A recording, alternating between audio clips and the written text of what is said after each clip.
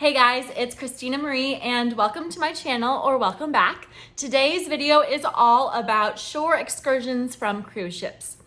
So I'm going to talk about tips on how to choose the best shore excursions, tips on how to avoid the worst shore excursions from your cruise ship, and go through some of the really bad mistakes that you can make when booking an excursion from the cruise ship. So I got 10 tips for you today.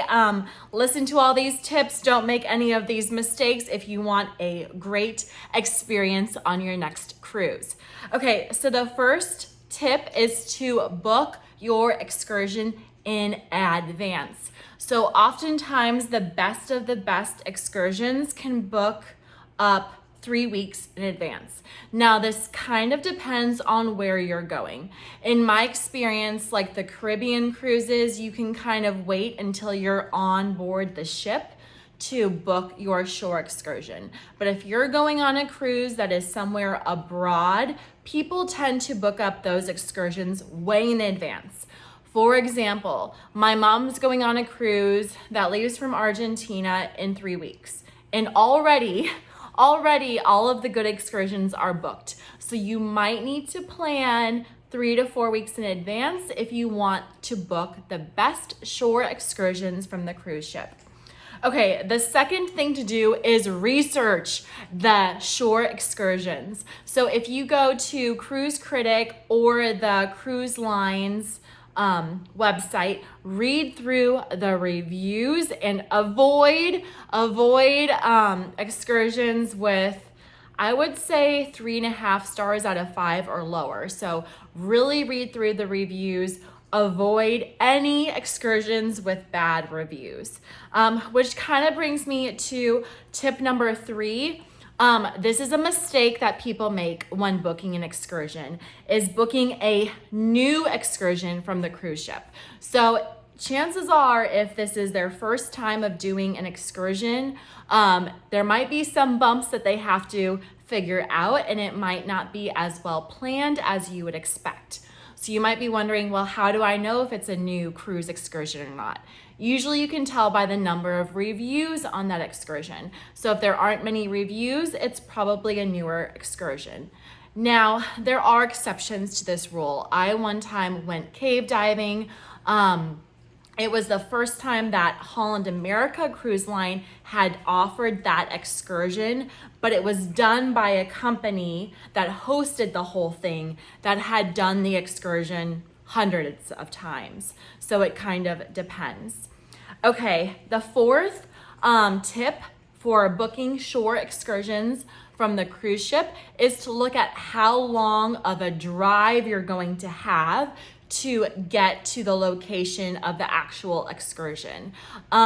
Sometimes the cruises say how long the cab drive is or the bus drive, but they usually don't. So I would highly recommend you pull up Google Maps, type in the name of the port that you'll be docking at, and then see how far the excursion location is. So I made the huge mistake of going cave diving once. The experience was only 45 minutes, but it was an hour and a half bus ride there and an hour and a half bus ride back.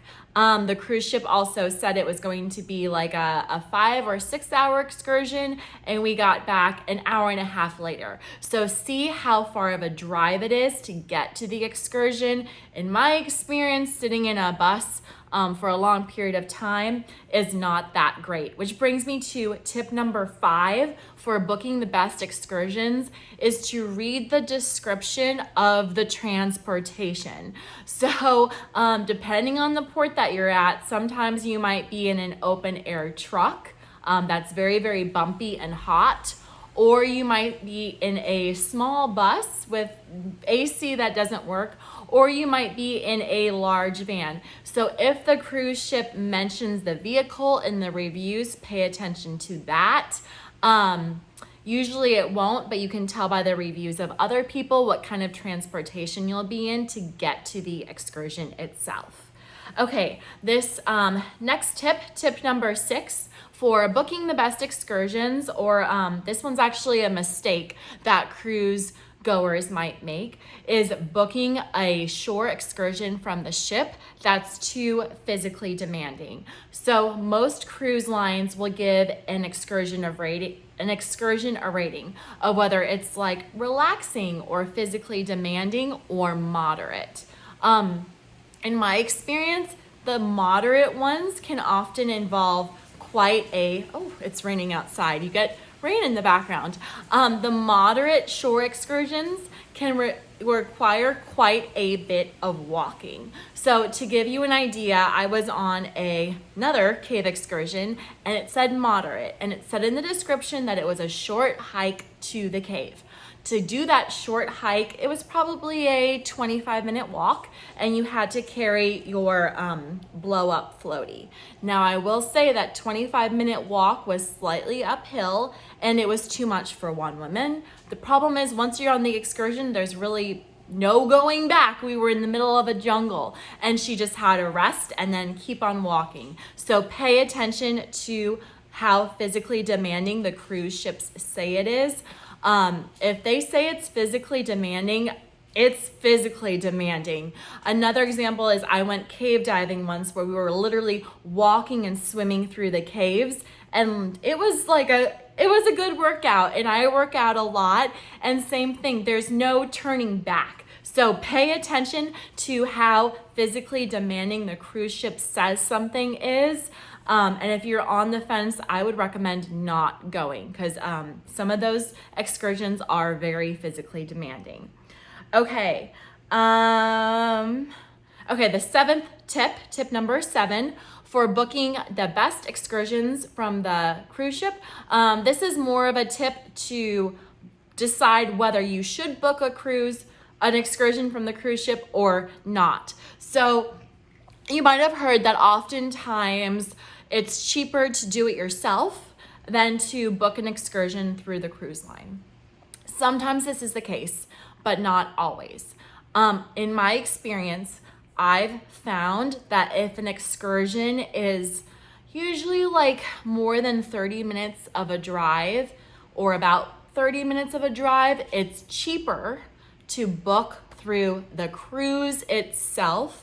Don't book it independently or plan on getting a taxi when you get into port.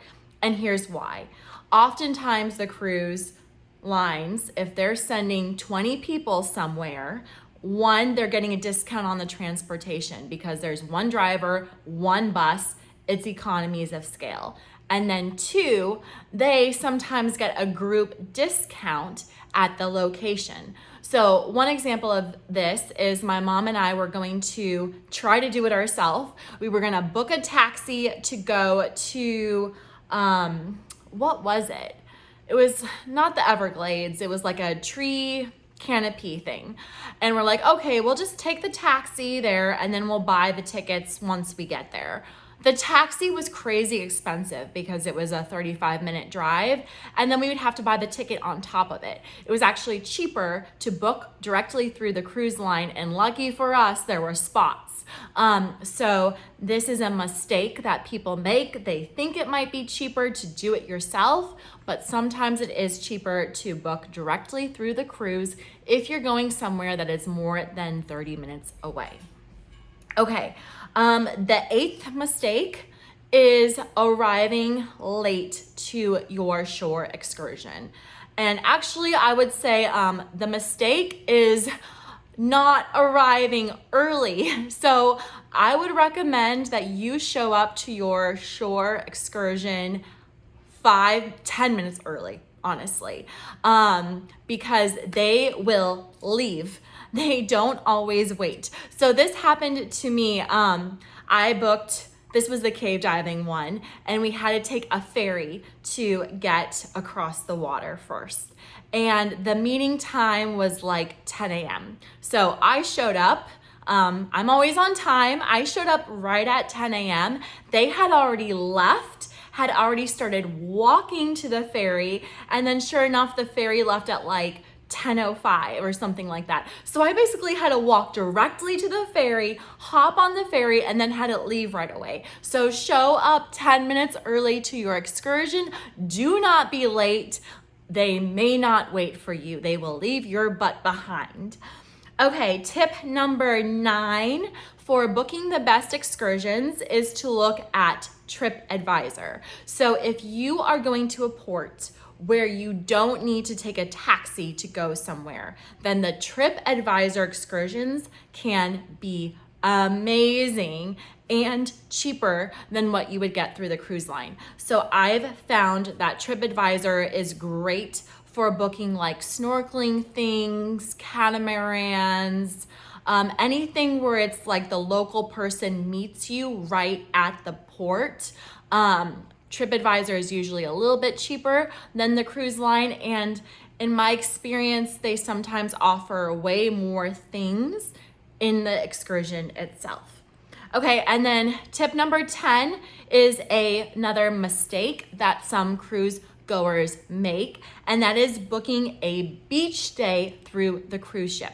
So oftentimes, basically at every port where there's a beach, the cruise ship will offer a beach day package where they will take you to the beach and you spend 3 hours at the beach, and then they'll take you back home. Maybe they give you a drink or two at the beach. My experience, that is way cheaper to do independently and better to do independently as well. And here's why. Usually the beach days are like $60 per person, which is pretty expensive, and that's a starting point. If you are just going to a beach in a taxi, they usually have set rates. The taxi drivers go to the beach all the time. It's usually pretty inexpensive, like $10, $8 per person each way. Sometimes it's 15 round trip. So it's usually pretty cheap to get to the beach. And then you can easily buy yourself a drink and food there for less than the cost of the ship's beach day excursion. Plus you have flexibility, so you don't have to worry about being somewhere at a specific time, leaving somewhere at a specific time. If you want to spend 2 hours at the beach, you can. If you want to spend 4, you can. You're not on the excursion's timeline. So if you want to go to the beach, just do that yourself. Okay, so here's a summary of the 10 tips for booking the best shore excursions, as well as mistakes to avoid when booking shore excursions. And before doing the summary, if you thought this video was helpful, please subscribe below. It makes my day. Give me a thumbs up and leave a comment. Okay, here's the 10 tips and mistakes when it comes to booking a shore excursion. 1 is not booking the shore excursion in advance. 2 is not doing your research and reading the reviews about the shore excursions. 3 is a mistake of booking a new excursion. Sometimes those can be not the best. 4 is a shore excursion booking mistake. That's booking a shore excursion that is really far away. 5 is a mistake, and that is booking a shore excursion with bad transportation. 6 is choosing a shore excursion that is too physically demanding. Don't do that. Don't be a superhero. You will regret it, I promise. Tip number 7 is booking my notes are bad, is not booking through the cruise line if it's a cruise excursion that you want to go to that's far away. Mistake number 8 is showing up late. You want to show up 10 minutes early. Mistake number 9 is not using TripAdvisor at all. So it's also a tip, use TripAdvisor for shore excursions. And then mistake number 10 is using the ship for beach days. Just go ahead and do your own beach day from the cruise ports. It will be much better. If you have any questions or comments, again, leave a comment below, and please subscribe and check out my other videos. Thanks, guys.